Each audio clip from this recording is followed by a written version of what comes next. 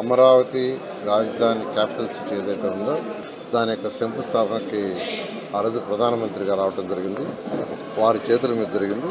అయితే గత ప్రభుత్వం రాజధానికి సంబంధించి 3 ముక్కలు ఆటాడి ఎక్కడా రాజధాని లేకుండా నిర్విరామం చేయటం, అంతేకాండి ఈ ప్రాంతాన్నంతా ఒక అడవిలాగా చేసేసింది.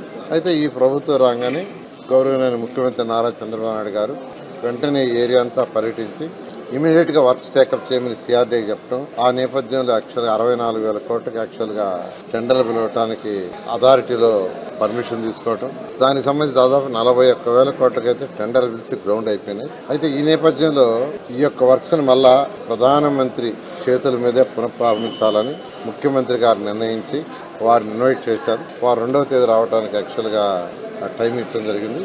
వారు 3 o'clockకి ఎయిర్పోర్ట్కి వచ్చి అక్కడి నుంచి ఇక్కడికి అమరావతి క్యాపిటల్ సిటీ తీసుకొచ్చి 1.1 కిలోమీటర్ రోడ్డు షోలో పాల్గొని ఆ విధంగా డయాస్ మీదకి వచ్చి యాక్చువల్గా 1 hour 4 to 5 యాక్చువల్ డయాస్ మీద ముఖ్య నాయకులు మాట్లాడడం జరుగుతుంది. ఈ విధంగా అమరావతి పునఃప్రారంభానికి ప్రధానమంత్రి గారు 2వ తేదీ మన రాష్ట్రానికి వస్తున్నారు.